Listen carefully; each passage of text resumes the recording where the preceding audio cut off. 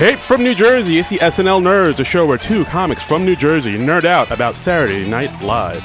I'm your co-host, Darren Patterson. And I'm your co-host, John Trumbull. John, how you doing? I'm doing okay. I'm feeling a little under the weather. I think I might be coming down with something, but I'm powering through. You got the cooties?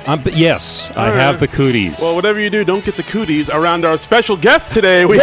That's right, we got a guest here today. Oh, my God. Ladies and gentlemen, he's a hilarious comedian. He has an awesome podcast called Making Podcasts Great Again. He plays the voice of Trump. Ladies and gentlemen, Mr. J.L. Colvan. Woo! Hello, everybody. Thank you for having me. Yeah, no, thanks for being here, JL. Yeah, we appreciate to have a special guest. We don't usually have a special guest in the studio when we're doing like a regular episode of SNL, but This was not really an irregular episode of SNL. This was an irregular episode. This episode was... Wow, there's a lot to talk about in this episode. This is season 45, episode 10 from December 21st, 2019. Eddie Murphy hosting... And Lizzo musical guesting. I mean, JL, if you want to speak on it, but I never thought this would happen. Like Eddie Murphy hosting, like there was a point where I just kind of resigned myself to thinking, yeah, he's just never coming back. He's just never hosting. I mean, like, where were you? What did you guys think, like, when you first heard the news he was hosting? I thought it was cool. Yeah, That's all I've got. Hot take. Yeah. No, I thought it was cool. I hate to be so cynical, but part of me is like, there's so much money out there now, and there's so many things to promote that eventually, whatever your reason, whatever your integrity, whatever your cause, eventually it seems people will go.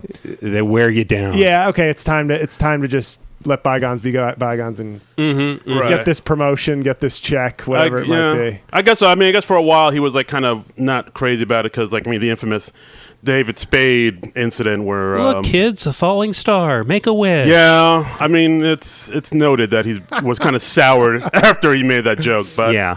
I guess now it's like it's all swept under the rug. So, but I mean, and it's a good time for Eddie to host because he's really kind of in the zeitgeist now. He's had a big comeback, like his third or fourth comeback with the Dolomite Is My Name. He's getting ready for a big stand-up tour. Yes, we're in the Murphy-sance. Yes. That's what some would say. So JL, tell us a little about your history with the show and like how did you get hooked on Saturday Night Live? Are you hooked on Saturday Night Live? Are you an SNL? Are you an SNL nerd? Yes. I am probably. I think obviously, I tend to tweet more negative things, but I do tweet a lot of supportive things too, almost to highlight hey, more of this, less of that, or less of this, more of that. No, we can do that too. But I the people that come to mind, because obviously when I was a child, I was not a regular watcher. I was just based on the time it aired, but I was an occasional watcher as a kid.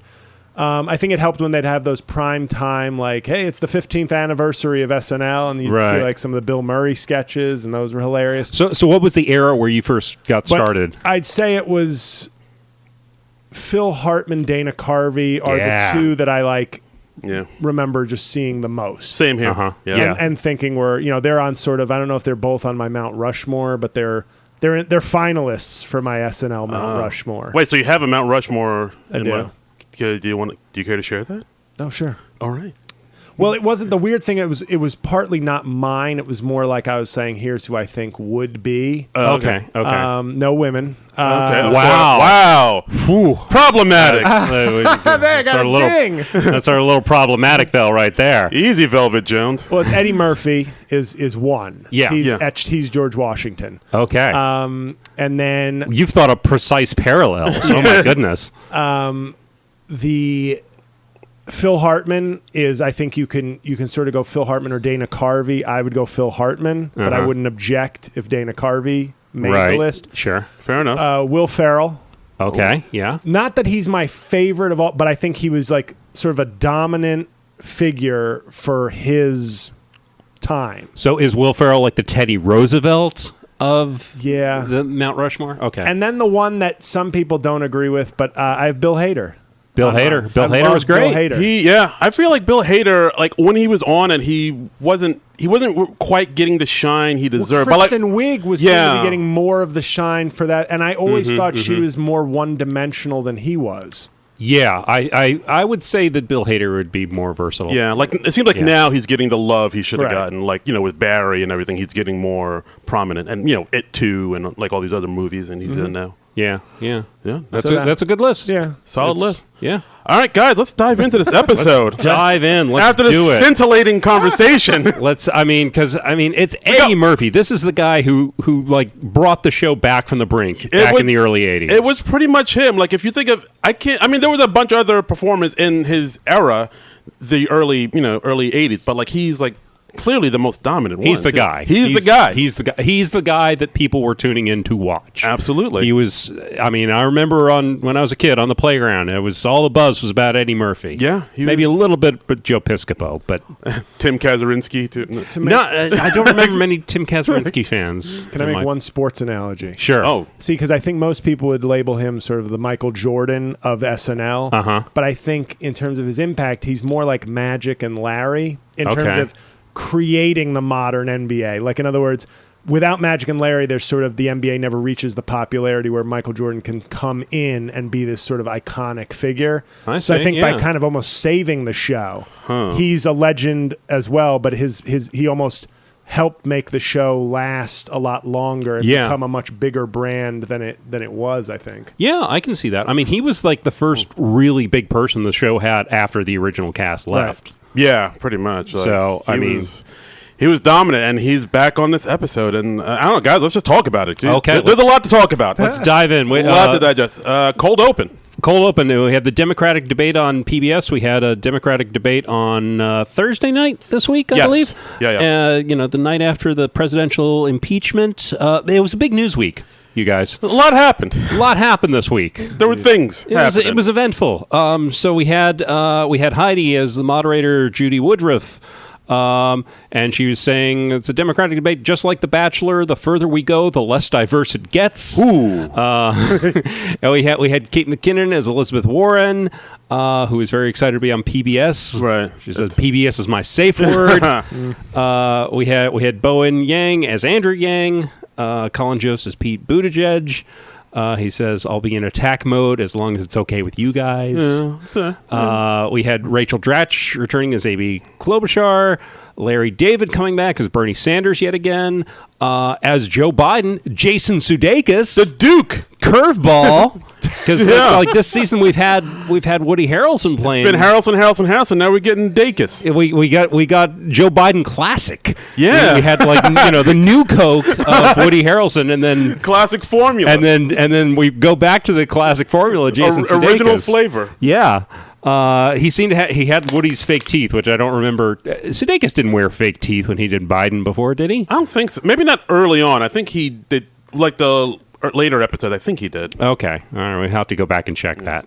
And then let's see. Instead of Tom Steyer, we had Fred Armisen coming in as former NYC Mayor Mike Bloomberg.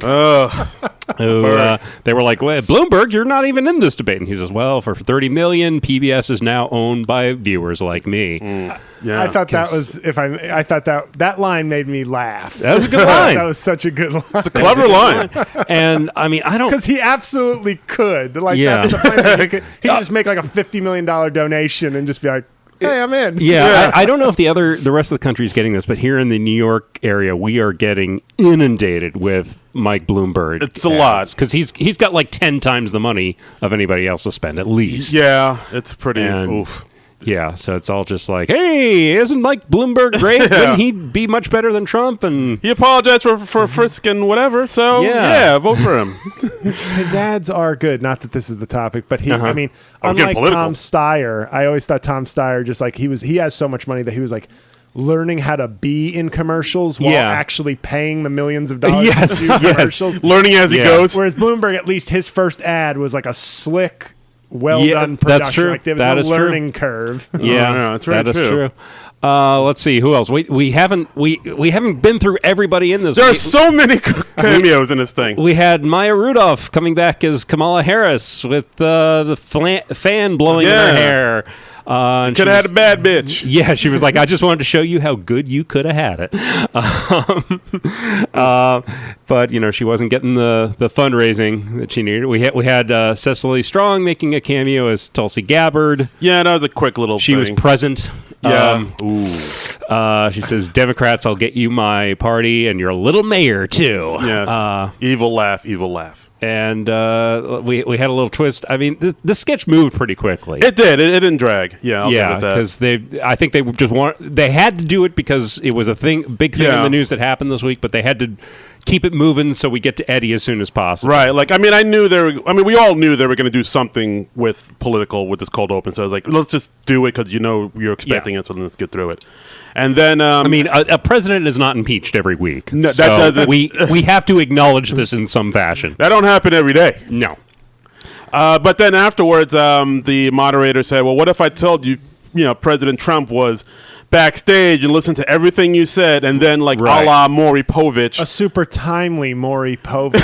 and they even had a little logo with a T that looked like the Maury Povich logo, which I didn't notice until I rewatched the sketch this morning, and I was like, "Oh, that's a nice touch." Yeah. He comes out. Trump was wearing earrings for some reason. I didn't notice that until my rewatch. I didn't even notice he's that. He's wearing earrings, and I guess that was a Maury reference of some kind or something. Yeah. I mean, he took them off really quickly after he got on stage. As if he is like about a to woman of color about to fight. Yeah, about to wreck shop. Perhaps, yes, perhaps. Yeah. So it was Baldwin again as Trump as always. Yeah. And he says, Pact with Satan still valid. Yes. Impeach me outside. How about that type of thing? May I? Yeah. I thought. Please dive in. You don't have to ask permission. I thought that because I'm obviously as a much better Trump impersonator than Alec Baldwin. I have watched his impression. The first time he did it, I said, it's not great, but I feel like he really worked on it. The very first appearance he had as Trump, I feel like he was like, I got to nail this as best I can. And then it just very quickly devolved into the Alec Baldwin Trump thing. Yeah. It's I have these little tics. I'm just going to keep doing these little things. Now you kind of accept, just the same way Will Ferrell was, if you really watch it, was like, that's his own creation, and people really like it. Of his George W. Bush. Right. Yeah. But this started as something that seemed authentic, or an attempt at authenticity, and now is just like, what are we doing? We're doing, hey, right, yeah.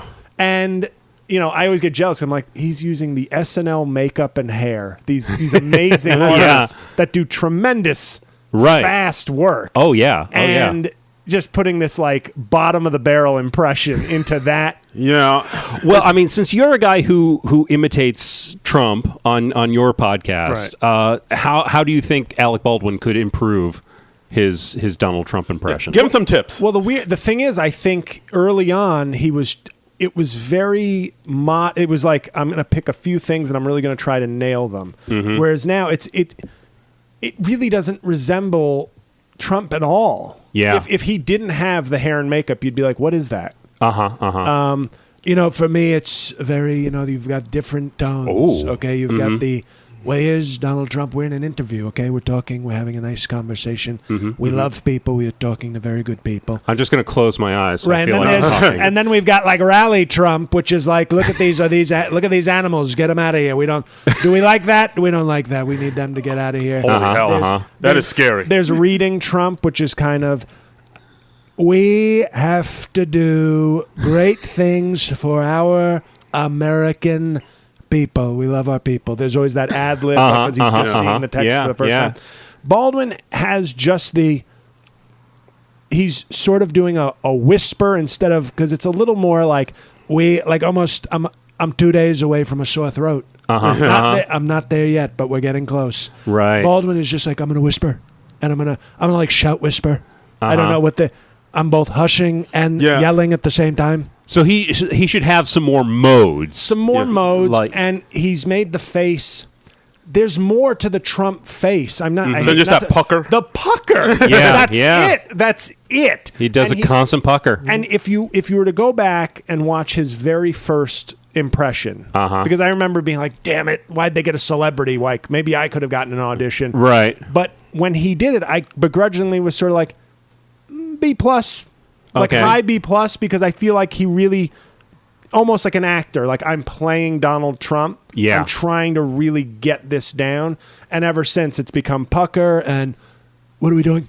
We're over here. Now we're here. Right. This is all, get out of my face. And that's it. Yeah, it seems like everybody who now, like all the other like talk show hosts, does his impression. Like when Fallon does a Trump, it's Baldwin's impression of Trump, right? Or like when like Colbert does a Trump, it's Colbert actually but Colbert, maybe it's just disappointment, or I'm holding SNL to the higher standard, which they should. Like they have great impressionists on the show, so Stephen Colbert is not an impressionist, so I think he has just made his really like lazy and like, but I mean, Colbert just goes into him. Is this right? But it's almost like he would never say this is a good impression or like I deserve an Emmy for this. He just goes into Trump for like a few seconds in his monologue, and then he'll snap back into regular Stephen Colbert. Right, absolutely. All right, I'm gonna go back to the sketch. So then later on in the sketch, we have Kate McKinnon as Nancy Pelosi. She's played two characters in the same sketch. Quick change. I mean, she was. Has that ever been done? I don't think that's... The only thing remotely like that I can think of was when they had, back in like 92, when they had Dana Carvey playing the first George Bush and Ross Perot. But they did that with like video trickery. Right. Like he pre-taped Ross Perot. Right. And, but this was live. Yeah. I mean, she made that change. It must have been like 2 minutes. Yeah, that was like, whoa. It's like, is she playing two different And it's people? not, and it wasn't just like changing the wig and suddenly she's Nancy. She was in a different outfit. Yeah. And I mean, kudos to everyone who was involved with that quick change. I will say this. That was impressive. Is this I can't remember, cursing allowed? Yeah, we can curse. Yeah, you can. Yeah, I mean, we keep it to a minimum, but yeah, you can. Then I'm going to leave it out. Darren gave me sort of nobody's going to arrest you if you curse. But no. Well, all right, I'll say bang instead of the F word. But Kate McKinnon, I think, is incredibly talented. Yes. But she has managed to make both Nancy Pelosi and Kellyanne Conway very bangable to me. Hey, now. And I'm not like, when she came out as Pelosi, I was like, this is just maybe it's the Pelosi-isms on a woman in her late 30s come off as much more sexy than when they're being spoken by an old woman. Yeah. And her Kellyanne Conway, I find Kellyanne Conway like repugnant. Yeah. But when she does Kellyanne Conway, I'm like, you're like, I'm kind of into hot. Kelly. This chick is hot. She has like a raspy, sexy, like slurry, like I've had 2 drinks and I'm really into you right now. Right, and I'm like, whoa. Yeah. I can like see a that hot divorcee. Because I mean, Kate McKinnon, I think she has a very sort of sexual or sensual quality to many of her characters, and I can definitely see that. Oh, yeah, but when Pelosi came out, I was like, oh, that's Pelosi. But I was like, it's like young Pelosi. It's like hot Pelosi. It's like, hey boys. Yeah, I can see that. Yeah, not bad. All right, so let's head on to the. I mean, the cold open though was okay. It wasn't. Yeah, it was good. I would have liked it without Trump, and I know that not just personally, but I felt like let the people. Like I thought Rachel Dratch had funny lines. Yeah, she has good stuff in there. Yeah, and I just would have been like, do we have? It's almost like, okay, we get it. He's president, but he's not. Yeah, you have really good people on stage doing this. Like I feel like they had to get Trump in there somehow because of the impeachment this week, and that's such a huge story. It's such a you got to shoehorn in there. Yeah, and I think this was literally the only place they had for that because they couldn't really do a big political sketch, right? Because that's. Because, like, who would Eddie play? Yeah. I mean, are there black people in the Trump administration? Yeah. I don't think so. Ben Carson? Maybe? I don't know. You never see Ben Carson anymore. Where is he? I don't know. He's sleeping. He's sleeping. It's his hibernation cycle. He'll come out in, like, February when he sees a shadow. But anyway, monologue. Let's go monologue. We had Eddie. People were chanting, Eddie, Eddie. I've never seen that for anybody. That was, I mean, people are just ecstatic to have him back. You look like you have something you want to say. Yeah, when he came out, I said to my girlfriend, I was like, I can't believe they're not. I thought he'd get a standing ovation. Yeah. But then when they showed the top was standing. Yeah. The lower, I don't know if they're instructed for cameras. I feel like they probably must be. When they pan to the top, those people were giving a standing ovation. Yeah. I said, okay, that's what I because I feel like if the people down on the floor stood up, that probably would screw up the shots. Right. I mean, I know they've got cameras on dollies and stuff, but that makes sense. Or the cranes. I mean, right. But so I mean, Eddie came out, did some jokes, took some shots at Cosby out of nowhere. Yeah, he had a nice line early on. He was like, it's good to be back, and he was like, if if I left the show 35 years ago, if you're black, this is the first episode of the show since 1984. Yeah. I was like, that's very funny. Probably very accurate. Probably, yeah. He looked good too. Yeah, he's Very 58. vibrant and healthy. It looks good. It looks good. As they say, money don't crack. Yes, yeah.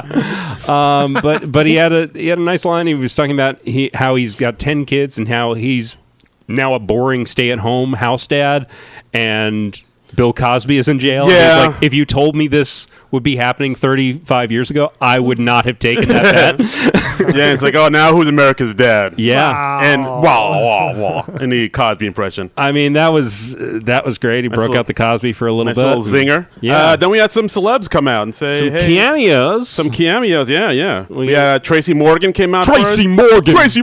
It's good to see you, man. I was conceived on the delirious tour bus. Then we had Chris Rock come out, and he was like, "Yeah, I wouldn't miss this. My kids love Lizzo. Kids love Lizzo." I do all the impressions. And then we had Dave Chappelle come out. Yeah. Looking jacked, by the way. He's been jacked for a minute though. He's more jacked, do you think? I don't know. I guess I'm just still not used to jacked Dave Chappelle. I'm used to the skinny Dave Chappelle who played JJ from Good Times. Hey man, what? That's Jimmy Walker. No, but he would do an impression of Jimmy Walker. Okay. He would As a big person who used to be big muscular and now is big poor dietary habits. Yeah. I think Chappelle got jacked, and I think now he's not as he may not be hitting the weights as hard. So I think there may be some padding now that isn't necessarily all weights. Okay. Because he was like a little more cut when he came out like several years ago. I was like, holy shit, Chappelle's jacked. Right. I think that was all weight, and now it's kind of like I'll still hit the weights, man. But you know, now I think he's wearing like a Spanx or something now. Yeah. Oh no, not to that level. I'm just saying, like he might just be lifting and not watching his diet. Yeah. All right, I can see that. But Chappelle had a nice line. He was like, he told Eddie, I modeled my career after you. I became like the biggest star in television, and then I quit. Yeah. And then Chappelle had another quick joke saying, oh, you're looking at, like when he's talking about himself, and Eddie and Chris saying, oh, you're looking at half a Netflix budget right here. Yeah. But then Tracy Morgan said, well, not me. I make all my money on the road. And then he was like, oh, you mean like touring and stuff? He's like, oh, no, I get hit by a truck. I was like, Jesus. Yeah. It's a great line. It was just like, oh, wow. That was good. And then like towards the tail end, we had Beck Bennett come out for like literally seconds. Yeah. And they were like, no, you go away. And Keenan comes out. Yeah. And so we had all five of those guys standing on stage at the same time. It's a beautiful thing. My only critique of that is you have, just from a stand-up comedy perspective, you have, three people that would probably be in everybody's top 10 all time, and Tracy Morgan. Oh, and just in terms of the iconic photo, and Tracy Morgan. So you're saying Tracy Morgan's like the Jeff Lynne of that traveling Wilburys? Oh, I like this metaphor. Like that? And sadly, what I wrote on Twitter was it's like George, John, Paul, and Ringo's dog walker. Oh, Jesus. Tracy does some stuff. No, and it's not that he doesn't have a great career, but I'm talking literally the people that would belong on that stage with that group would be the casket of Richard Pryor. Right. They'd wheel it out. A prison visit from Bill Cosby. Like it would be somebody of that stature. That George Carlin, maybe Jerry Seinfeld. Like these are But Tracy Morgan, I feel like it's not like one step below that. It's like many steps below that. It's funny because I was feeling like kind of Keenan was the odd guy. Oh, well, no, Keenan was even more odd. Yeah. But I mean, he's been on SNL for he's like has the longest tenure. That's something. And there's a connection. He's not left. Yes. Yeah, there you go. All right. And you could say Eddie Murphy's a cast member. Tracy Morgan was a cast member. Yeah. Rock and But Chappelle's hosted a couple times. Yeah. A couple. He has only hosted like once. Just once? Yeah, just the one time. Oh, okay. Yes, yeah. All right, I was thinking it was two, but no, right. I mean, unless I'm forgetting something, there's only the one. But no time to Google that now. Yeah, no time for love, Dr. Jones. Let's keep moving. Not a bad monologue, and then we go into our first sketch. Mr. Robinson's Neighborhood. They brought it back. This was exciting because we had the little interstitial thing during the commercial break, and you see the set of the next sketch, and I recognize that Mr. Robinson's Neighborhood. When I saw that, I literally audibly went, "Ooh!" Yeah, like no one in the room with me. I just went like, "Ooh!" I mean, I know that was like the gimme that he was going to do of all his old characters to revisit. I think that was the easiest one for them to revisit and update easily to make it relevant. Yeah, and I thought they had a nice slant on it where Mr. Robinson, like his apartment looks the same, but he says like my neighborhood's undergone gentrification. Right, that's our word of the day, gentrification. Right. And Mr. Robinson was talking about how he's able to stay in his place. Well, let's go to our word of the day, which is squatters' rights. Yes, yes, which is a nice thing. And and then he's talking about gentrification, about how all these rich people are moving in, and it's like a magic trick. All these rich people move in, and then poof, all the black people are gone. Mm-hmm. And where did the black people go? Well, they go back to where they came from, Atlanta. Yes, and his Mr. Robinson looked older. He had like a grayish wig. Yeah, I don't know why they put that wig. He made himself look older than he looks in life. Yeah, like that little wig. I was kind of distracting. It was like, why don't you just put him like in his regular hair? I don't know why I had that. Because because it was always just Eddie. How he looked. Yeah. Right. But I guess, I don't know. Yeah. So, Mr. Robinson's had a tougher life, I guess. Yeah. It's been a rough Poverty road. does crack. Oh, yeah. Oh. There you go. See, money does it. Callback. Yeah, exactly. Yeah. I mean, look at my face. So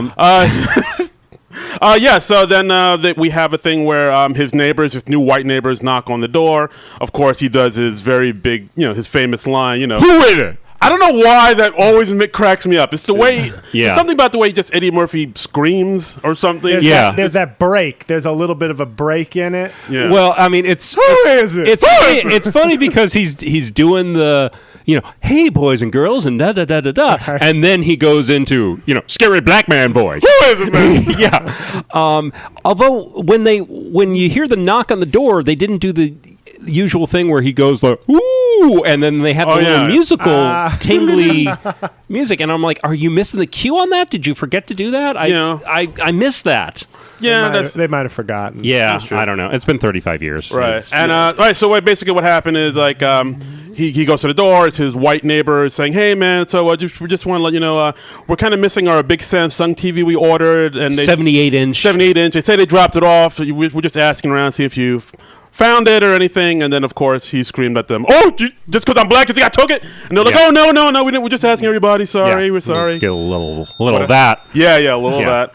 Just for the neighbors. That was for Damien and Mika, played by Mikey and Heidi. Exactly. So. And then of course they invite him to their holiday party. And they go, "Ain't nobody want to come to your damn holiday party."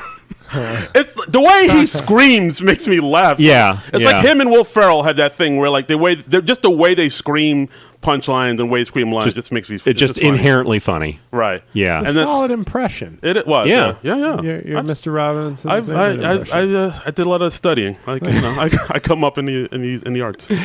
And of course, then they show that, of course, Mr. Robinson, of course, he did steal the. It's on his mantle, the TV, and he's like, and kids, we're going to learn a new word. And he turns on the TV, and it just says racist in big black letters. Surrounded by a bunch of other Amazon packages. Yeah. And then, of course, it ends with somebody knocking on Mr. Robinson's door saying, "Hey, I did 23andMe, and it says I'm your son." Right. And then Mr. Robinson's like, "Well, there's this new thing called 23andMe, which basically is like 23 people say that their father is me." And it ends with how pretty much every Mr. Robinson sketch ended of him sneaking out the window of his apartment.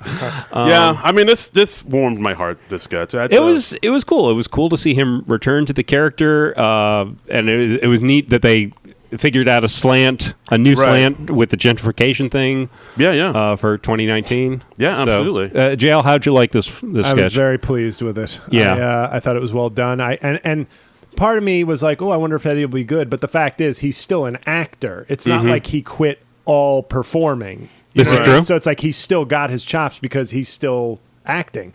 Yeah. I thought there were like a couple little rough patches because he's maybe a little rusty at live performing. Yeah, I felt that too. He was like a little bit stiff here and there, but I think once he got going, like there are a couple like slightly flubbed lines or whatever, but nothing that like damaged the show. I thought. Yeah, I agree with that.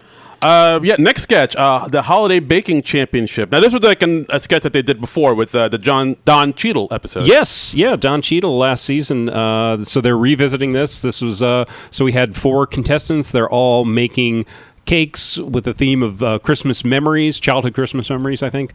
So we had Cecily. She was trying to make a cake of Elsa from Frozen. She was like, it's a peppermint sponge cake, and it's a hair made of 1,000 strands of icing.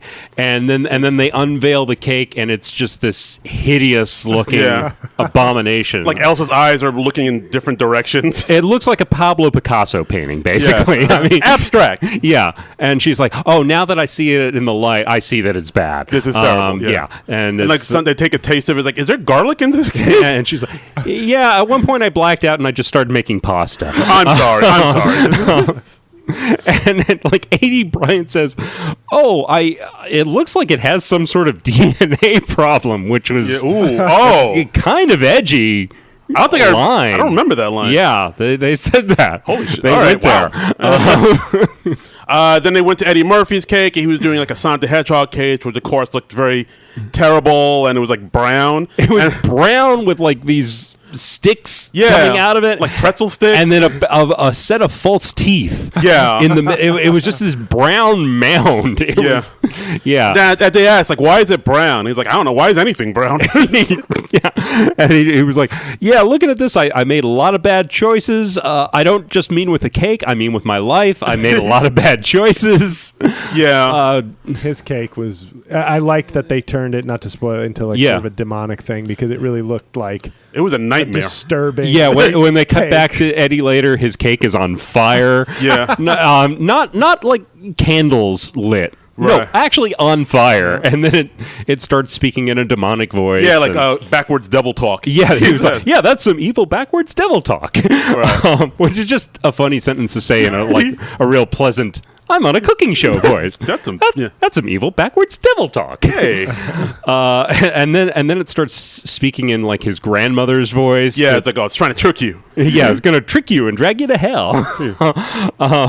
Because he opened up a portal to hell with his cake. Right. Then they went to Heidi's cake, which was a normal cake, and then just kind of passed by it, saying, "Oh yeah, that's nice." Yeah, I did Frosty the Snowman, and it's like a wonderful looking cake that looks just like Frosty the Snowman, and everyone's like, "Oh, great!" And then they just move on quickly from her. Yeah, and then she's like, "My cake is way better. What are you talking about?" Superficial question: does Heidi have a retainer or something? In that sketch? No, in general, like in every sketch. Whenever I look at her teeth, they almost look like they have. If you look closely, I'm always like, they look like they have like a covering on them. Maybe. Like a veneer or something like that, or like Invisalign or something. Almost, but I wish I could. A retainer is kind of almost what I keep thinking. It'd be weird on TV. It's like you don't take that out for the 2 hours you're on national TV. I don't know. Maybe I don't know. Yeah. Oh, I mean, Justin Gardner listens. Justin Gardner, Heidi Gardner's brother, does listen. He's like supported our Patreon. So Justin, let us know. What's up? Let us know. Call in. Let us know. What's up with your sister's teeth? No. And that's the thing. It's like they look. I'm just looking. Like when I see them, they're all straight and white. But then I'm like, is there something on the teeth? On top? Yeah. I don't noticed that. I can't say it, but I'll be looking for it now. Maybe I watch her too closely. Yeah, maybe I don't know. I look forward to that restraining order. Take a step back, sir. And then Kyle came out with his cake, which was like a penis castle. Yeah, he was like, my theme was Cinderella. It was. And it was like, it's a penis castle. It's where she goes when she's tired from all the balls. Yeah, that's a cute little joke. And then, a good line. Oh, and of course, Eddie Murphy dropped an S-bomb on the show, too, which was always funny. At the end of the sketch, he goes, "We can still win this shit." And you can even see him going, "Oh, I shouldn't have said that." Yeah, I mean, it's just Eddie getting used to the live TV again. It'll be fine. Yeah. Just throw the FCC some Netflix money. Hey, Sam Rockwell dropped an F-bomb a couple years ago. It's all good. Yeah, it'll be fine. But yeah, the sketch was, I thought it was okay. It was all right. It was more or less the same as the Don Cheadle sketch they did or a year ago. And, pretty much. But it was solidly entertaining. Yeah, absolutely. I was happy with it. Next up, we got a pre-tape, Home for the Holidays. Yeah, this was kind of similar to a sketch they did with Matt Damon last Christmas. Matt Damon. Is it my thing with these two sketches in particular? I laughed at both of them, but I couldn't help feeling like, but couldn't you just do all original stuff for Eddie Murphy or all because they were funny, but I was just like, but it's like this is such a special episode that part of me was like, but why rehash or remix things you've done before? That's true. That aren't Eddie Murphy centric. Although the Home for the Holidays I did think was super funny. Yeah, no, this is a good sketch. But I know what you mean. Like, part of me thought he would bring on his own writers. Maybe he did in a few plays. Well, probably did. But yeah, but for the most part, it wouldn't shock me. Yeah, I mean, who knows why like particular sketches end up on the show, and right. I don't know. Yeah, that's true. All right, well, but the Home for the Holidays sketch. So basically, it's a family home for the holidays. Everybody's gotten together. They're having Christmas dinner. Eddie Murphy is, the head of the family, the patriarch. He stands up and gives a toast saying, "Want to say thanks for everybody for being here." And of course, as he goes on, they cut to the maybe not so great parts of getting together for the holidays. Yeah. Like, the grandfather making weird guttural noises during the night because the air is so dry. Like, like while everybody's trying to sleep. Yeah. Eddie Murphy's daughter bringing home his fiance, who's a white guy. Yeah. Played by Mikey Day. Played by Mikey Day. And then they cut back. The whitest of guys. Yeah, the whitest. Yeah. No, I think Colin Jost is the whitest of guys. He is. But Mikey Day is the whitest of the regular sketch performers, I would say. I concur. Yeah. Colin Jost is a white guy the way like a guy who works in like investment banking is a white guy, but Mikey Day is like across America, there's 100 million guys mowing their yards that are Mikey Day. Mikey Day he's kind of like when black stand-up comedies do the stereotypical white guy. Mikey Day is kind of that guy. Why people be crazy? They be walking like this all the time. Hey, fellas! Hey, I'm the regular guy in a sketch. I'm the white fellow. Do you know which way the Starbucks is? Yes, that's Mikey Day. Why people be crazy? That was fun. It's true. We're so lame. But yeah, then they cut to an argument. Eddie Murphy was having with his daughter, played by Ego, saying, "Oh, why can't I marry him, Dad? Because he's white." Yes, exactly. See, the way he said it, he was like, "Yes." Yeah. And then I like that they pull back and they show that Mikey is actually there to witness the argument. Yeah. And also Maya Rudolph's in this pre-tape too as Eddie Murphy's wife, which is so it's like a nice little addition. I'd like her back on the show. I always thought she was a strong performer. So good. Yeah. She's underrated. Yeah. I'm hoping she'll host one of these. Has she ever hosted? Not that I can recall. I mean, they have her on, but has she ever hosted? I feel like she should host, but I don't think she has ever hosted. I think she just probably needs like some big profile project for them to bring her on, a big movie or a new hit TV show or something like that. I guess. I don't know. Yeah, I guess so. Maybe. Yeah, we'll see. Here's hoping. The second season of that Fred Armisen show, if it comes back, Forever on Amazon. Oh yeah, did you see that? I liked the first season. Oh, okay. I don't think it's coming. I don't know if it's coming back, but yeah, I heard. Oh, there you go. Then no. Sorry. Whoops. Sorry, Maya. Didn't mean to spill the beans on that one. But we had Keenan as the grandfather, and he's saying like, "Yeah, we should cherish this time together." And then they cut to him just being asleep for most of the day, asleep in a chair. Yeah, just passed out. And then at the end it says, "To all our families, we love you even when we don't." Yeah. Merry Christmas from SNL. Yeah, I thought this was a pretty sweet pre-tape. It was cute. It was very similar to the Matt Damon episode, which oddly enough they reran at the 10 p.m. rerun. Yeah, that was strange. Oh, really? Yeah, that's terrible. It's like don't rerun the one that's going to make this feel like a copy. I mean, I was like, Eddie Murphy is hosting tonight for the first time in 35 years. Don't show like him hosting in 1984 or something like that. I don't know what. Show something from literally a year ago. I don't know who makes the call on that one, but yeah. I mean, look, I'm always happy to see the Weezer sketch again, but the Weezer sketch. Let's look. Our history on that Weezer sketch is very well documented. Let's not go into that. We did a good 25 minutes on the Weezer sketch. We had opinions. It was a roller coaster of emotions. That Weezer sketch. Next up, The Masked Singer. Yes, with we had Chris Redd as Nick Cannon hosting. We had Beck Bennett as Robin Thicke. Good hair on the fake Robin Thicke. Good wig game, right? They did a good job. Just because I was like, yeah, that's good. Yeah. Wig game is on point. We had Kate McKinnon as Jenny McCarthy, who I guess is Jenny McCarthy Wahlberg now. She's married to Donnie Wahlberg now. She is? Yes. Oh, okay. I didn't realize that was a thing, and I didn't realize that she'd changed her name. Yeah. I don't watch The Masked Singer, you guys. I just hope the prenup is protecting the Wahlburgers. Yeah, right. Sure. I mean, that's what we all hope. He does have the right stuff. And we had Bowen as Ken Jeong. Ken Jeong. Young. I'm sorry, mispronouncing that. I believe it's pronounced Carl Jung. Carl Jung, as noted psychiatrist Carl Jung, who just he went to town. He psychoanalyzed everyone in the sketch. It was a weird twist. I didn't see it coming, but I didn't hate it. No, and Melissa Villaseñor as Nicole Schlesinger. Yeah, the pussycat doll. Pussycat doll. Yeah. Yeah. Whose name I don't know how to say. Yeah, and so one of the Max Scherzinger. Is it Scherzinger? Nicole Scherzinger? Yeah, sure. Let's say that. Shay.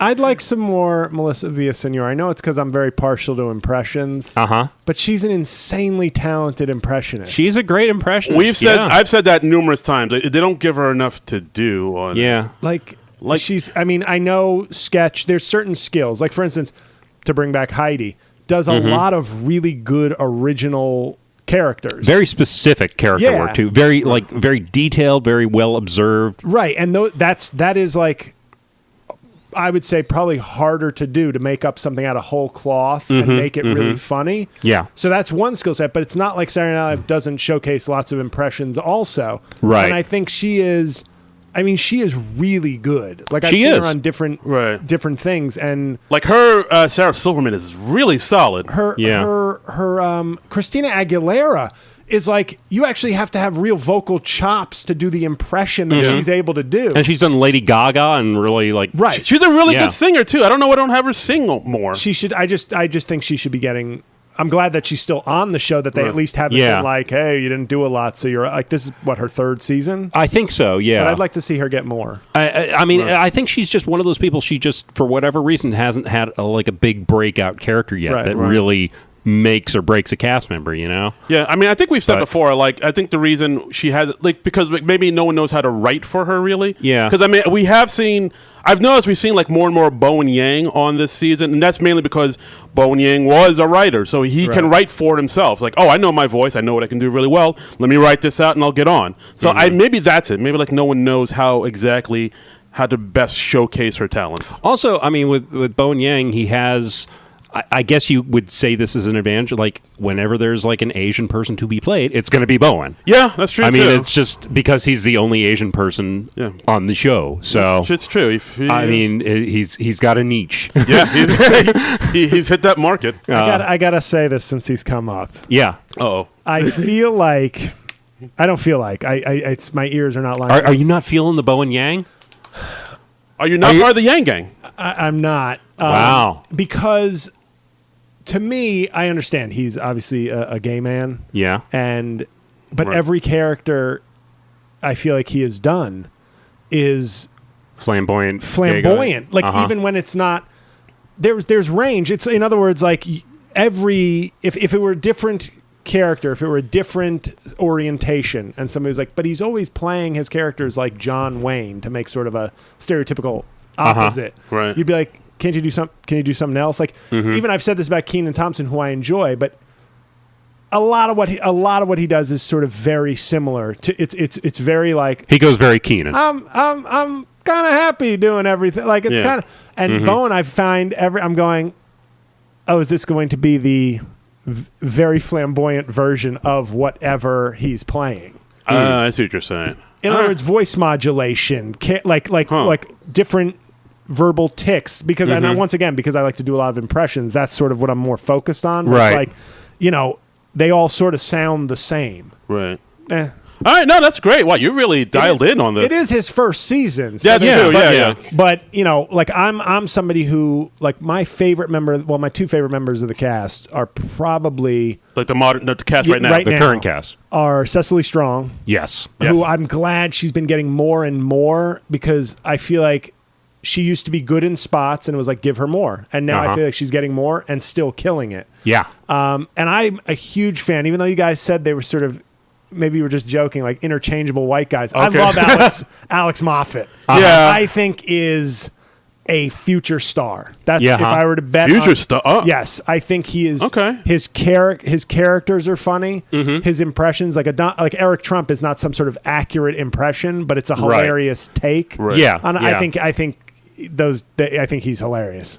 Like, I've been really impressed with him. Alex is one of those cast members, one of those guys who's just like I don't ever worry when I see him in a sketch. You know, he's always going to bring it. He's always going to deliver.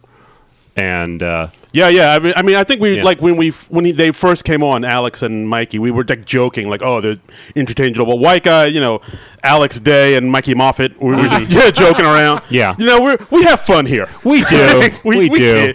I mean, but yeah, it's also just because they started on the show at the same time, right. And when you're adjusting to learn a lot of new cast members at once, you can get them mixed up on occasion. Yeah, but I mean, as time goes on, they have kind of been able to separate themselves and like differentiate themselves. I agree with you. Like Alex has some like really strong character work. He's always good as like kind of the douchey white guy, like guy with a boat is who just got a boat. I think is funny. That's almost like maybe a hat nod to the old Mr. Subliminal, the old Kevin Nealon character, where he just kind of talks fast and says something subliminally a little quickly. He's really good at stuff like that. But my critique of Bowen, I have to say, I know it sounds awkward because what it could easily be is like, stop sounding so blank. But it's not that. It's more like the repetitive. That's how you talk. If that's how you sound, that's how you sound. But it's like, but now you're in a sketch show. So it's like I'd like to see more range and more like where I don't feel like, hey, that's Bowen Yang as this guy. It's Bowen Yang. It's Bowen Yang with the Kim Jong-un outfit. It's Bowen Yang as Ken in the Ken Jong shirt. So you want to see him get more lost in the character. Yeah. I mean, that's kind of like the two types of cast members you see on the show. You have people who like vanish into the characters, like Heidi or Melissa, and then there are other people like, I suppose Keenan would be a good example, where he's like just the alpha. He's just like, I'm going to do every character as Keenan. You know.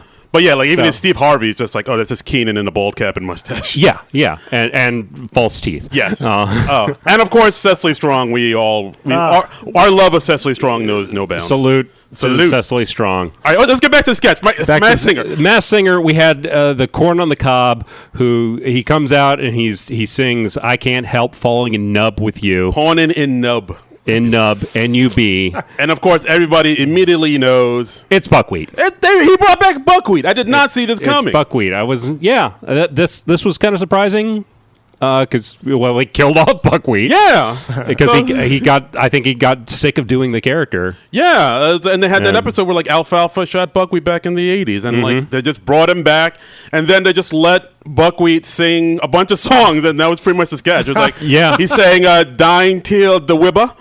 Yes, I shot the sheriff. And he's Namina. Yes.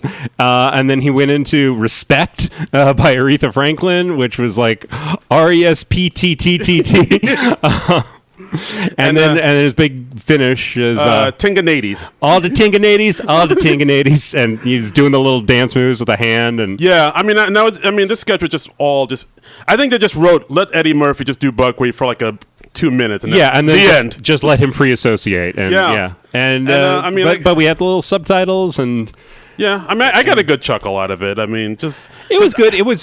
I thought it was the Masked Singer thing was a nice twist, for it. And this sketch was just short enough too. It was pretty. Yeah, I think it was quick. Like 3 minutes 40 seconds, something like that on YouTube. So and I said on the last episode, I did not expect them to bring back buckwheat because SNL they cater towards millennials and young folks, and like I don't think anybody under 30 knows who buckwheat is. Our friend Kevin Israel, he tweeted, he was like, all the millennials Googling buckwheat right now. Exactly. No one knows who buckwheat is, but I think you mentioned it too, like on the way, like buckwheat kind of works now as like an original character in like a weird way. Like a goofy alt thing where if you buy into it and you don't know who buckwheat is, you might just be like, hey, it's late on a Saturday and this is just kind of funny. Like, without knowing the origins of it, it's just kind of a silly, goofy, funny thing. I saw actually somebody tweet something like that. They were like, oh, yeah, my kid who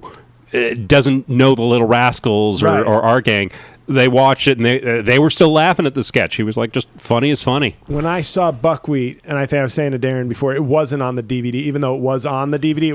It was way earlier. That's why I was so much younger. Right, like those best of SNL DVDs. I remember seeing, probably on maybe the 15th anniversary, and not being a real Little Rascals devotee, but thinking that the buckwheat sketch was just you couldn't get me to laugh any harder than just seeing him going wookin' panub. Yeah. And I was just like, it's just funny. Like it's so sweet and funny and goofy that I feel like you could just watch that and laugh without knowing who it is. Wookin' panub. And a diva, a diva, and then the subtitles are just question marks. It's just They're like, we don't even know. And for the record, he's singing Betty Davis eyes. That's right. Yeah.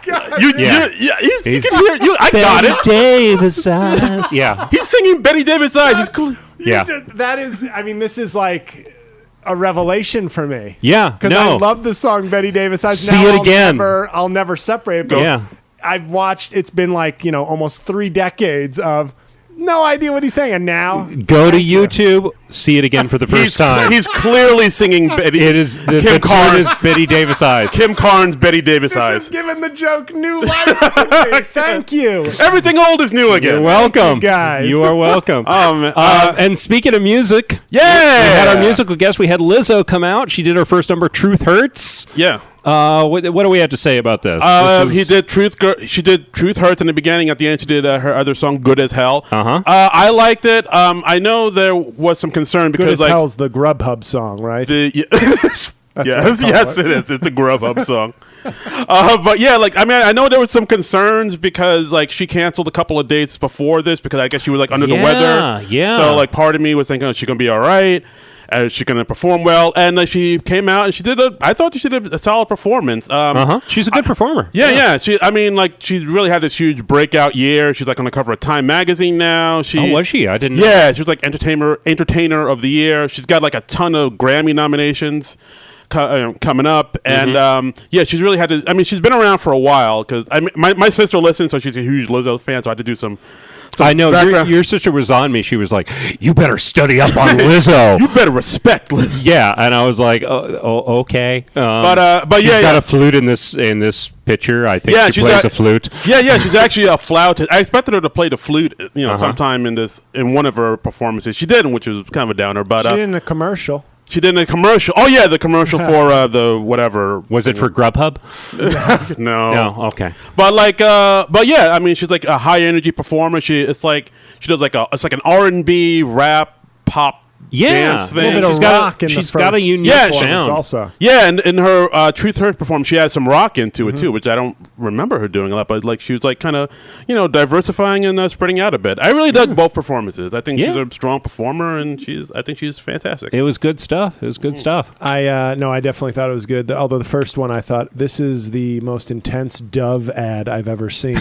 But no, I thought because I know a couple of her songs, but I thought. She was an excellent live performer, both songs. Yeah. What's weird is my 2 favorite live performances this year so far are the 2 sort of young rivals for the Grammys. I thought the Billie Eilish performance was really good. And then Lizzo. Last year, I think it was Chris Stapleton, where I was like, "Who the hell's this?" And I really dug it. Yeah. And I was like, "Oh, okay, Chris Stapleton. I've heard of it." I find that since I don't listen to regular radio anymore, I'm just listening to podcasts. I'm relying on commercials and SNL to introduce me to the names I'm always hearing about, but never actually hearing their music. I know. I'm I've gotten old enough now that usually the musical guests on SNL are there may be somebody I vaguely heard of, but a lot of times it's somebody I have no freaking clue, and that's fine. That's just the age I'm at. Right? Yeah. I think we talked about it a while ago where SNL doesn't really have any of the older established artists. Once in a while they'll do once in a while they'll have Paul Simon on, right? But that's because Paul knows Lorne. That's the exception rather than the rule. Yeah, but for the most part, it's these young up and coming artists, and sometimes the artists aren't great or I don't jive with them. But a lot of times, Greta Van Fleet. Yeah. Greta Van Fleet.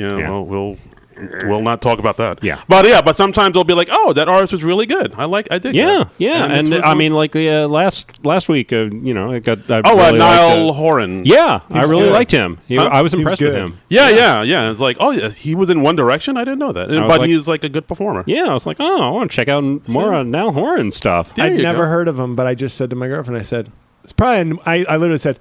He's probably a One Direction guy. Yeah. Really? And then I was right. Yeah. But not knowing what I was just like, sounds British, like just like Harry Styles was on before. Actually, he's from Ireland. I looked it up. He's Irish. Well, Is he okay. Irish? Maybe he's from the British part of Ireland. Maybe he's from Northern Ireland. Maybe. I didn't. So I can technically be quasi-correct. Sure. You really want to win this. I want to die on this hill. Okay. All right, but Lizzo, fantastic performance, great performances. Yeah, she had backup dancers who looked like Psylocke from the X-Men. Yeah, they had that pole dancers at some point. Yeah, I mean, she had it all. Yeah, it was a production. Oof. Next up, Weekend Update. Weekend Update with Colin Jost and Michael Shea. Yeah, this Weekend Update is like the wildest Weekend Update I've seen in a while. It was something. This was a roller coaster ride. It was. I liked early on. Michael Che, he had a nice line. He was like, it's like when I say to Lauren, you can't fire me, and then some racist would be doing an update by himself. Another Jost jab. I enjoy the Jost jabs. Yeah, and then at one point it looks like Jost was going to go into a next segment, and then he gets interrupted by Gumby. What? He brought back Gumby. It's Gumby, damn it. I didn't think they were going to bring him back because, again, young people don't know who Gumby is. Nope. Time has passed Gumby by. Yeah, but they brought Gumby back, and sure enough, he got some huge laughs. Yeah. And so he comes, so it's basically Gumby coming in to the Weekend Update all incredulous saying, like, why didn't you put, why didn't you put me on the show? Why didn't you put me in a sketch? I brought SNL back from the dead. I'm Gumby, damn it. Like, without me, that Eddie Murphy guy was just a coon boy. They said coon boy on the show. I was like, did he? I missed that. You missed that? I missed that. I did not miss that.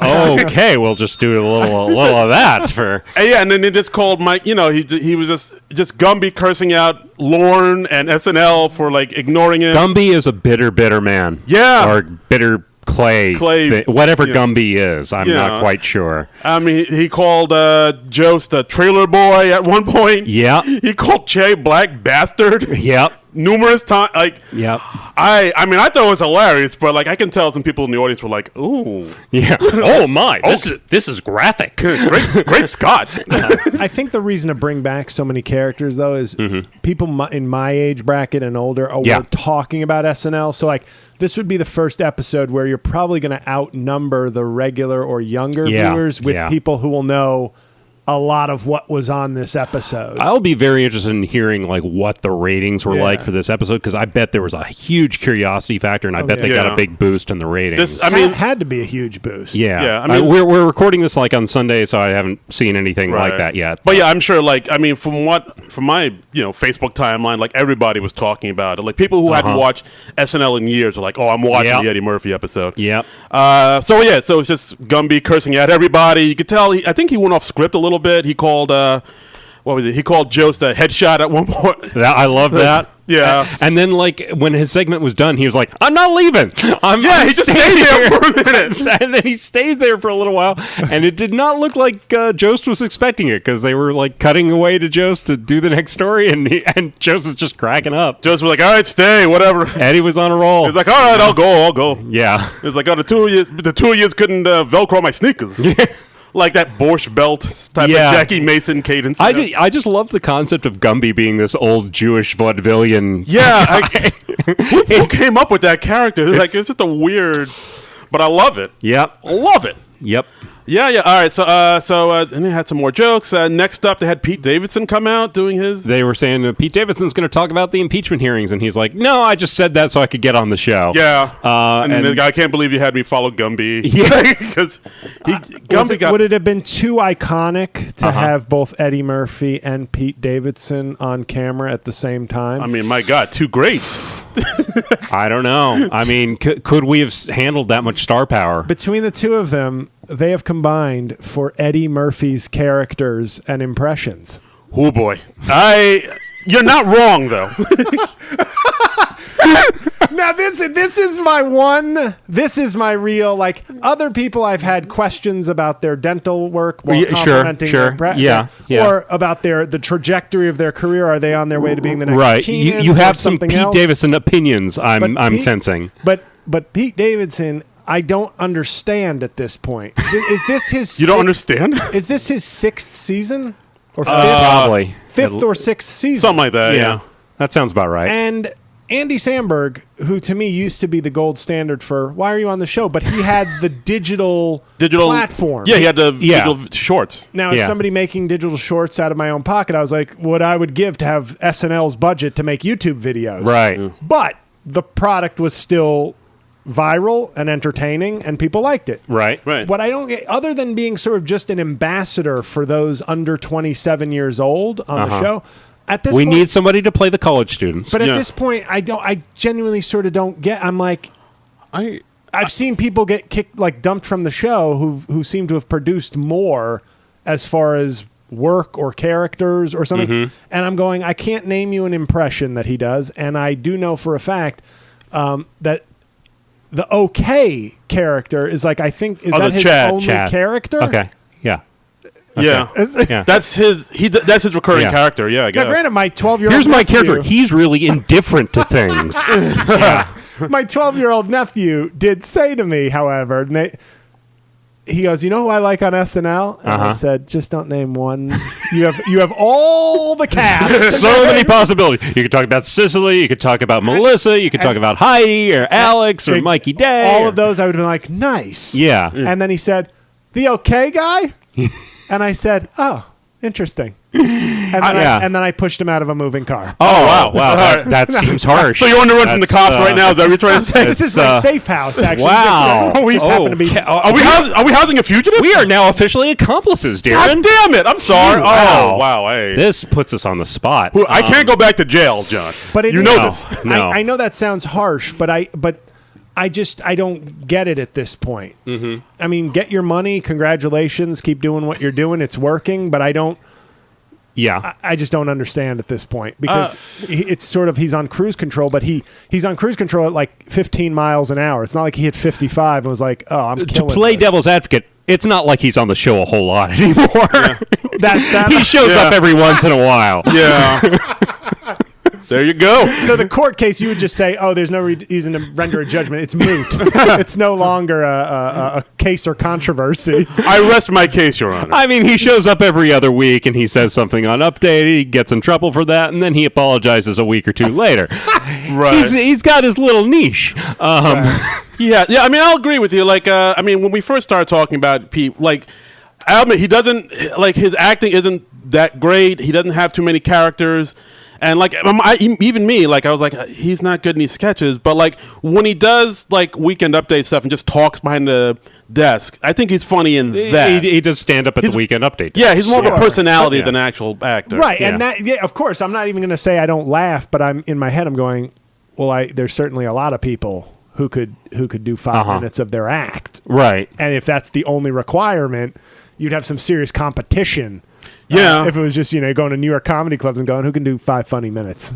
Yeah, it's no, I agree with you. Like, I mean, but even in this segment, I think even Pete's kind of. Pete has this thing where there was some self-awareness in what he was saying. He's he knows how people feel about him. He said at one point, the world wants to punch me in the throat. It's weird because like he's on my new nickname apparently is the World. Oh my god! No, I'm kidding. No violence. I'm just kidding. JL the World Covan.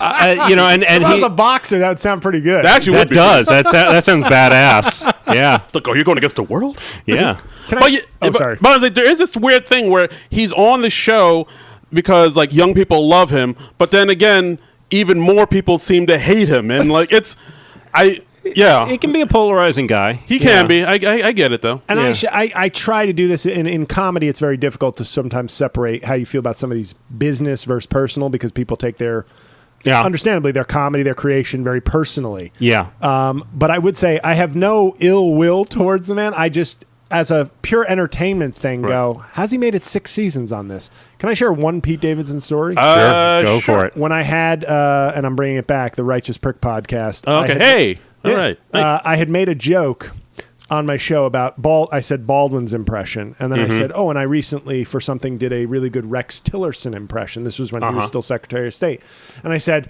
but you know what? Give me a break. I guess just like we have Baldwin doing Trump, I assume we'll just have Pete Davidson doing Rex Tillerson next week. Yeah. Said that on a Monday night. that Saturday, not lag time, that Saturday, Pete Davidson in his Weekend Update segment, he said, one of the lines he said is, my doctor thinks I should be, it was the sketch about him not getting his sketches on the air, the ones he'd written. Right. And he said, and my doctor thinks I do a really good Rex Tillerson impression. Oh, and I said, wow. That could be a coincidence. And I'm not even saying Pete Davidson listens to the podcast, but Right. I'm like, somebody there, I can't imagine didn't hear it because it seems too coincidental. Things happen. We've discovered this phenomenon ourselves. We are big boosters for sketches with Cecily Strong and dogs, and they boosted that up. Right. And we've had that. We tried to get a thing with Kyle Mooney playing Lou Zealand from the Muppets going because we wanted to test this. We were like, okay, well, maybe they just thought of the Cecily Strong and dog thing on their own. Let's test this with something more specific, and let's start a campaign to have Kyle Mooney play Lou Zealand from the Muppets, who is the guy who threw the fish as boomerangs. Right. This has not as of yet happened. This hasn't taken flight. This attempted social media campaign, it has been a miserable failure thus far. It has. Kyle Mooney's a guy I do like who doesn't do a huge range, but I kind of like what he does. Yeah. Yeah, he has a lane. He definitely has a lane. He does it. He has a lane. He knows his lane. But yeah, back to the skit. Let's get back to this. So Pete Davidson, he was just talking about how he's kind of waiting for Tosh to retire, like as he gets older. Yeah. Like he's very self-aware. He knows he's not the best actor, and even he questions like why he's on it. At the end of this, he alludes to like, I'm going on vacation. Yeah. And it's just like, and it sounds like he's hinting at he's going into rehab or something like that. Yeah, and I don't know. I was like, okay, how real is this? I don't know. That was very uncomfortable. Could you should have prepped me before I went on like what will be a viral tirade. Like, if this goes really south for Pete, they're gonna be like, and it turns out the final straw might have been an unknown comic from New Jersey who went on an unnecessary. As you can hear, the hosts were trying to hold him back from his worst impulses. The views expressed by J.L. Colvan do not reflect those of the SNL edit nerds. out the part where I say I have no problem with him personally. They'll be like, he clearly has problems with him personally. That's right. That's right. We are going to edit this to make you look as bad as possible. Yeah. Oh, and boy. You'll be the official scapegoat. Yeah. But think of the downloads, man. We're probably getting extra downloads because of the Eddie Murphy thing alone. Yes. And then when this controversy breaks out, oh my God. Dude, oh my God. We're going to be eating lobster all night. But yeah, like I guess he's going into rehab for this. I don't know. So I mean, best to you, Pete. We were pulling for you. We hope everything goes well. We hope don't die. Please don't. Please don't die. He also had a nice little jab at Colin where he says like, "Oh, you're out there, you're rubbing elbows with the Avengers, elbows at the least." Yeah. And people love you, Colin. Like people say you're getting the 8 hours of sleep I desperately need. Yeah. There were some good lines in it. It was oof. But it was rough. And then they went into the thing they normally do around the Christmas time where they swap jokes. And Colin and Michael swapping jokes.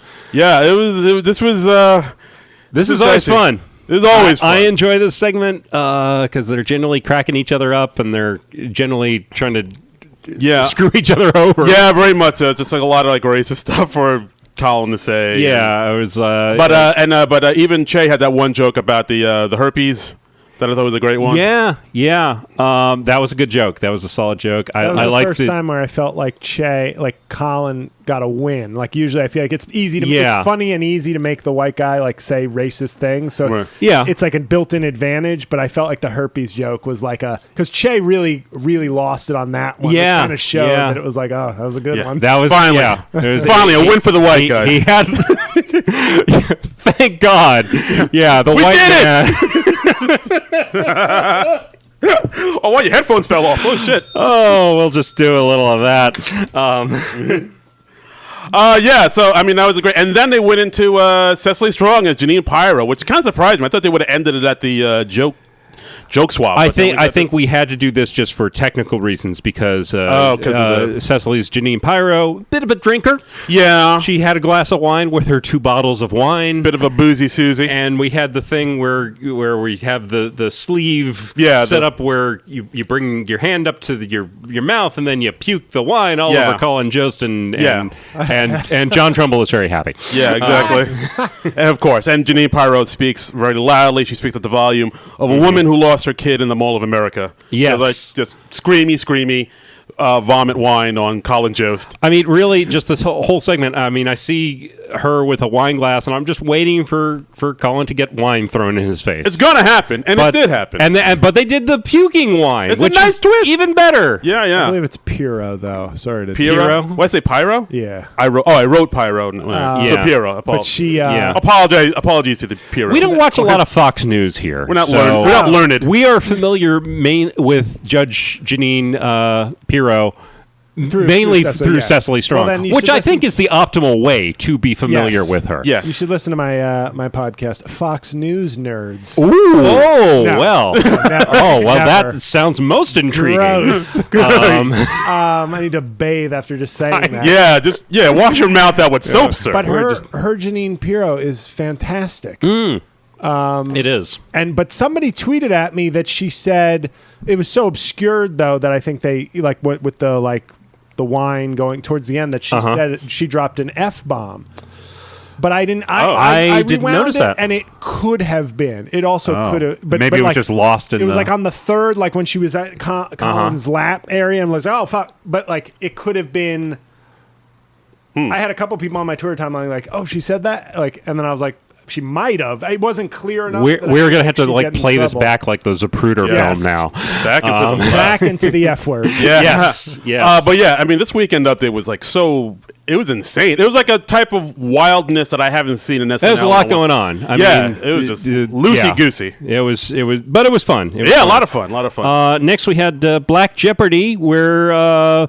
reviving this sketch again, and then Eddie comes back as another one of his characters, Velvet Jones, author of I Want to Be a Hoe. Right, exactly. Basically, with this character, Velvet Jones, I don't know, is he's like a pimp who, he wrote this book called, How to Be a Hoe, and he says, oh, women, you can earn money by sleeping with men. That's incredible. I mean, as far as, and then, it's him doing it in Black Jeopardy. I mean, as far as sketches go, I thought this was the weakest sketch of the night. It was. I think it's definitely the weakest Black Jeopardy sketch they've done so far, because that has traditionally been a very, very strong sketch for them, and they haven't revisited too much and driven it into the ground. Right. But this one, there were a couple of flubs here and there in the beginning. Eddie kind of stumbled over his lines. Yeah. It wasn't that strong. It was okay. I mean, it was kind of predictable because it was just Velvet Jones pulling out new books. There were some good jokes. I like at one point Keenan, as the host, he says "Hey, you got to watch this stuff. You know about Me Too, right?" And he's like, "Yeah, I have this book. You like hoes? Me too." That was a cute. I feel like they were close to doing something about how. Velvet Jones comes from this, olden era of talking about women and stuff, but you can't do that now because of Me Too and women empowerment. Yeah. But then they had that thing where he brought out Instagram. How to be an Instagram hoe. Was I thought they were gonna maybe mine that a little bit more, but they didn't really do that. This was because what I sometimes say to my SNL watching partner is my girlfriend, and I will say, we get it. You have a girlfriend. Jeez. I mean, oh my God, rub it in. And I say every week, I go, another game show sketch. I feel like it's sort of built in. This is an example where I think it was a little lazy to go Black Jeopardy, because imagine if they had only made the sketch an update of Velvet, where it's now he's giving social media guidance on how to be an Instagram host. So the language can be the same, but now it's totally modernized. Whereas in this case, it was more well, Black Jeopardy works for us, so we'll just slide the character in there. Yeah. I think Black Jeopardy needs a longer rest since Tom Hanks. That was the best one ever. Yeah. Didn't they do the Black Panther one after Tom Hanks though? Yeah, the Black Panther was good with Chadwick Boseman, but the Tom Hanks one was really. I mean, that was an instant classic. Yeah, that was a solid sketch. I mean, what can skinny women do for me? Not a goddamn thing. Not a goddamn thing. All right, Doug. All right, Doug. I mean, that was great just because it had this twist that you did not see coming. I love that because you twist. see him and he's like, I think he the MAGA hat and a MAGA hat and yeah, and the fact that it showed like, oh, we have more in common than we want to believe. I mean, that was great. That was great. Is that, sorry to jump. Is that the best episode of the last however many years? The Hanks episode? Tom Hanks episode. Could be. I'd have to go back and watch it, but it's very possible. I mean, Hanks, he's always solid. Tom Hanks, he always brings it. I just thought that one, not only did you have Black Jeopardy, then you had this kind of goofy, instantly iconic, weird David S. Pumpkins thing Oh yeah, on the same episode. Then you had him as Sully in the in there. I just thought that episode was just it's a lot. Yeah. That's a lot for one episode. Yeah. Yeah. Oh, you might have a point there. You make a good case. Yeah. You make solid a good case, sir. All right, back to it. Solid case, plaintiff. We will adjourn.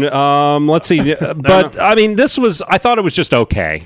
Yeah, it's like it was like okay, but it definitely wasn't great. Yeah, it needed a little more oomph. I mean, Velvet Jones isn't his strongest or most memorable character. No, not at all. But I feel like if they kind of dug into that Instagram part, I feel like they were close to doing something where they could have made a point about social media and in the modern age and women's how we see and view women nowadays, but they didn't quite get there. Yeah. All right, but it was whatever. Anyway, next sketch. Final sketch. North Pole News Report. We had Alex Moffat as the newscaster. Rick Sugarplum. He's an elf. Right. He has this great hair. He's got the pointed ears. The makeup was really on point in this sketch. I was impressed with the makeup. So kudos to SNL makeup department. And we go to the field reporter. Hair and makeup for SNL is just chef's kiss. They're amazing because wonderful. They're doing movie work on a time Jack Bauer-esque. They're putting these things together in it must be 5 or 10 minutes. Yeah. I mean, maybe somebody once in a while sits out a sketch and you have a little more time to work with them. But I mean, what they did with Kate McKinnon at the beginning of the show and I don't know if they had to change the makeup between Elizabeth Warren and Nancy Pelosi, but my God, mind-boggling. I mean, oofa. Yeah, they're I'm so impressed. A pit crew. They're like a pit. Exactly. Exactly. Oh, jeez. All right. I owe you a Coke. So we had this. There was a fire at Santa's workshop. They were reporting on this story, and we have Eddie as an elf who's reporting in a panic, and they're like, "Oh, what happened here? What's your name, sir?" And he's like, "It don't matter what my name is."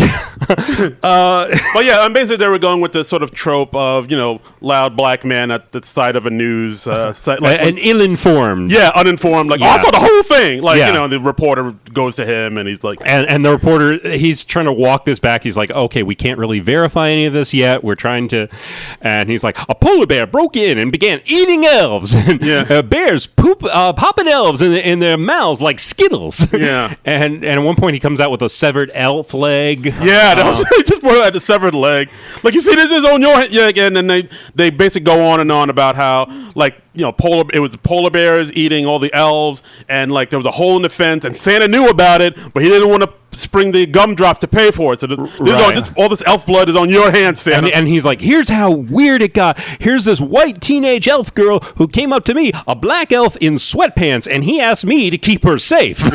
Yeah, and then Cecily Strong came out saying, "Yeah, this is on you, Santa." And then Eddie was like, "Listen to this sexy ass elf." That's an homage to the guy who was the guy in Cleveland. Oh, yeah, Charles Ramsey. Because he said, when you see a little white girl run into a black man's arms, you know there's a problem. Dead giveaway. Yeah. I didn't get that, but that's very cool. But I thought Eddie Murphy, what made me enjoy that sketch is that when I closed my eyes, I was like, what character is this? I was like, oh, it's Donkey from Shrek. It's the same pitch as Donkey being excited. I saw some people say that, yeah. Yeah, I mean, again, anytime Eddie Murphy screams, it was something like him screaming, it don't matter what my name is.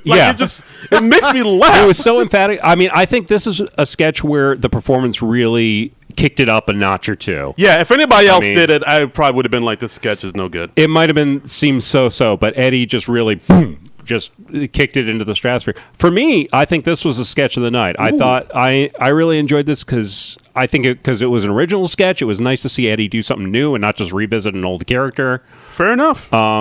So this was, I think, my favorite of the night. I wish it was up a little sooner, but I understand why it wasn't. Right. Yeah, fair enough. I mean, I dug the sketch as well. You know, and we had Cecily Strong as a sexy ass elf. Ain't nothing wrong with that. Ain't nothing wrong with that. Happy holidays, everybody. You know, we had like the Tooth Fairy Instagram. He's like, this bitch sounds crazy. This sounds crazy. And that's the episode. I mean, this was. I mean. My God, it was something else. I mean, it passed really quickly. The episode was over before I knew it. Yeah, you know? like when they got to Weekend Update, I said, "Wait a second." Yeah, like I was like, "Oh man!" And it feels like Weekend Update's a little later than it they used pushed to be, it later in the show, so that you only have a couple sketches left. After Weekend Update. Yeah. I think they ran late a little bit because, like, I think Lizzo came on. It was like around 12 or something, and I was like, "Oh wow, that means Weekend Update's not going to be like around 12:20 or 12. The show ended really quickly at the good nights. Yeah. But I mean, overall, I dug this episode. Overall thoughts, everybody? I thought it was a pretty strong episode. I was pretty happy. Yeah. Same here. Yeah. I enjoyed it. The only thing it made me think is because for me in sketch comedy across shows, the two that stand above everybody else for me are Eddie Murphy and Jim Carrey, it made me wish that there was a similar vehicle for Jim Carrey to be able to kind of almost, if only SNL would just turn into In Living Color for one episode and allow him to do like 5 of his characters. He comes back as Fire Marshal Bill or the bodybuilder. Vera DeMilo. Oh, yeah. The Preacher with Damon Wayans. Like just different. But because I just think those are the two, for me, that stand above everyone else that's sort of done TV sketch comedy. Right. No, I mean Jim Carrey, my God. But I was impressed because, and then like I said, I had to realize, oh well, he hasn't been doing like stand up or sketch work, but he still is a working A-list actor. So it's not like doing this was going to be like, oh, I've been retired and writing memoirs for the last 20 years. So I was pleasantly like happy with like, oh, it was a strong episode. Right. I mean, there were some sketches where he looked a little stiff, like just trying to figure it out. But like when those sketches, like the North Pole News, and he was into a groove. Yeah, once he got that groove, he got into it, and like I thought it was really strong. You know, Gumby. I mean, my God, like when he was talking about Lizzo, I was like, oh, that girl, what's her tush, Lizzo? Yeah. Like she's something else. I mean, usually colored girls don't do that to me. But I was like, oh my God, colored girls. Which character do you feel like he felt back into the best? I gotta say Gumby. I mean, it's like I feel he like never Gumby left. Too. I feel like he never left it. Like Mr. Robinson, it was like a little stiff. Velvet Jones, a little stiff. Buckwheat, a little. Buckwheat, the wig could have been better. I think. The hair seemed a little off to me. I think as a sketch, I liked Mr. Robinson's Neighborhood. I just thought it was the most clever. Like they, like you said, the most clever twist. Readily to update. Yeah, and they did a good job with that. Yeah, like even in the opening, the title of the Mr. Robinson, they showed like the old building, but with like new condos next to it. I was like, oh, that's a nice little change. Yeah. Buckwheat really made me laugh. Still, Buckwheat. I thought they had a decent twist in that. I mean, I think putting him on The Masked Singer that was a pretty good idea. And just babble is funny. Yeah. Yeah.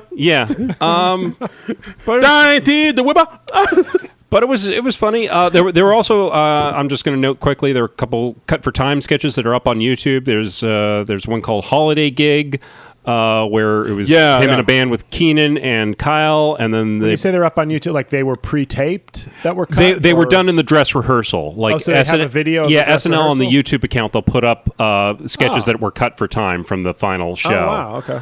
Because like when they do the dress rehearsal, they do this big supersized show that's probably at least 2 hours. Okay. And then after that, they decide, okay, this sketch worked well. Let's change the order. Let's do this. You guys let's really rewrite are this. SNL nerds. Yes. Yeah. There's a lot of good like cut for time sketches up there. Yeah.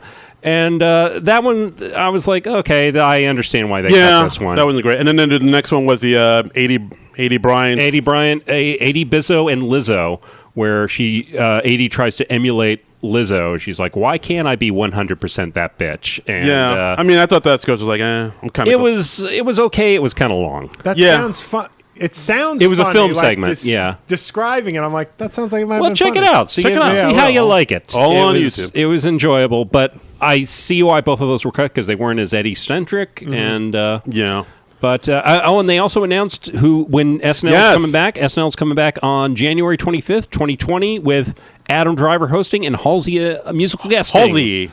I feel like she was on. Like she was towards the end of last year. Did the musical guest? Yeah, she musical guested and hosted. Yeah, she was really good. And Adam Driver, this will be his second time hosting. Only a second? I was thinking. I'm pretty sure. Okay, I don't know. Well, he had one of the best from last year, sketch wise. That Undercover Boss. Well, no. The career day? The career day where he's like the oil tycoon, like the elderly oil. I crushed his bones! Yeah. That guy. That was some strong character work right there. So we tweeted out Adam Driver. He has to know that I fought for him. He has to know that I fought for him. I debuted my Adam Driver impression last week. That's my new thing. I want to take video of this now. And, it's the talk of the town. Yeah, Ooh, I like that. We put it out on the word that we were doing this episode on the Twitter sphere, and we got a good amount of responses here. Yeah, a lot of people have things to say about Eddie. Our good friends at the Composition Podcast, they said Buckwheat singing Stevie Wonder works surprisingly well. I expected all the rehashings of his classic characters to feel crowbarred in. Thankfully, they didn't. Not bad. Actually, I just saw a tweet from Keenan Thompson. It just says, "It's so nice to see the love that's being shown here today. I really needed that. Glad y'all see me. Last night was legendary, and I'm glad y'all feel I deserve to be in it." Interesting. All right, and we got this one from Steve Harold at Joint Partners. Oh, this is an interesting one. Says, was pretty bad. Typical SNL, too many cameos. Eddie can't even do a monologue. Parentheses, it was a monologue. Others I do kind of like monologue. That's pretty clever. That's funny. Others walk on and take over instead of him delivering 10-minute jokes. Most of his characters fell flat. I say watch that episode in 2 months and you'll probably agree away from hype. Wow. Some people had written, I can't believe they didn't let him do stand-up. My instinct is like, but if he's not in practice, maybe he knows... Well, I'm not going to try and throw any fastballs out here when I'm... He said, like, on one of his talk show appearances this week in the lead up to the show that he hasn't really started rehearsing or hitting clubs for... And that's respect for stand-up versus, like, hey, I'm a YouTuber and they're willing to pay me. I'll go do stand-up. That's somebody who actually knows what it takes to be a stand-up. And the high level he was at, it would make sense to be like... no, I'm not going to just... If I'm not ready, I'm not going to go do a Louis C.K. Kevin Hart stand-up monologue. Right. If he was ready, I'm sure he would have. Yeah. Well, I mean, maybe if this was a good enough experience for him, maybe he'll come back. Who knows? And maybe when he's in practice, we'll see some Eddie stand-up on SNL. That would be really neat to see. Let's find out. Let's hopefully. So let's see who else. We got Neil Navani. My buddy Neil. Enjoyed it, though another cold open based on a debate felt repetitive. Only Eddie's sketch I felt could have been stronger was Velvet Jones. We agree. Fair enough. My other buddy, Nigel Fullerton, a.k.a. Fully, says, "Hey, we get it. You have friends." I don't want to brag, but people know who people I am. like you. I know. Okay. Nigel said, "As you know, I'm an Eddie Murphy stan. It was great to see him on SNL. Was everything flawless? No. Hype aside, he was rusty. Monologue could have used some work. Sketches were a little off. He didn't kick it in the ding-ding, but it wasn't goony goo-goo."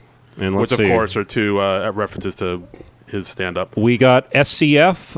It lived up to the hype. Eddie breaking was hilarious. Even my 7-year-old was cracking up at Gumby. Yeah, that's okay. Me. We're keeping our 7-year-old up to 1 a.m. on Saturday. I'm about to say, all right, put that kid to bed. What are you doing? I mean, my God, you can DVR it. Yeah, kids need sleep. But it's a weekend. Well, it's okay. Mac R. Whaley said, I just enjoyed the moment. By no means was it a perfect show, and some sketches felt like they didn't have much of an ending.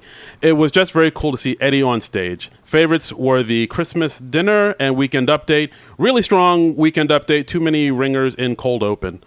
Yeah, I guess. Mm-hmm. We've talked about, cameos and cold opens for quite some time.